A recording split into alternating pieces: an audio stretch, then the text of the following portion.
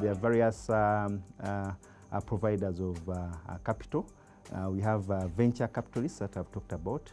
We also have business incubators, but we've also seen that there are various grants from government and NGOs which a young entrepreneur could actually take advantage of. We've recently seen the government award about 2.5 billion to ICT innovators, and that again speaks to the kind of grants that are available from government. From the perspective of Britam, in terms of how we could support the SMEs, obviously also Britam has a private equity fund where we try to, depending on the nature of the business, but also our ability to make good returns from those opportunities, we're also able to provide financing through our private equity fund. However, even with all these sources available, they are not being optimized due to an information gap. We see that much of the information is actually available online. And talking about online access to financial information, there are a number of challenges. One, usage of smartphones. Not everybody has access to a smartphone.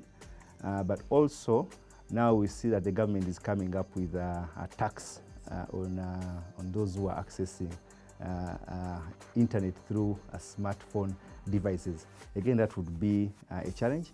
But of course, away from that, we also have issues of reach of the various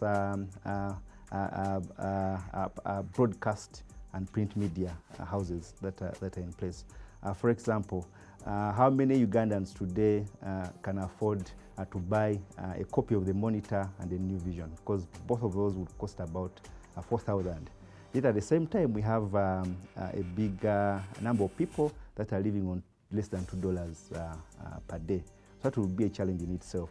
The other thing in terms of reach, we see that also, obviously, for somebody to have access to this financial information through a TV or a radio, they need to have electricity. And you'll agree with me that electricity penetration in this country is still low.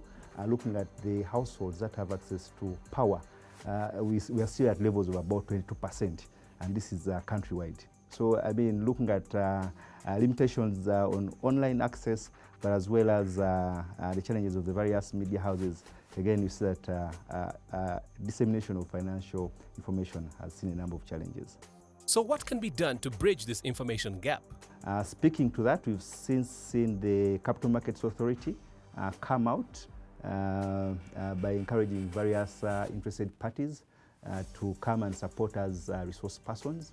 And by doing that, they're able to educate the customers and the public on how on the various products in the market, but also on how their rights actually can be protected by regulators, which should go a long way in supporting financial literacy and also encouraging investment.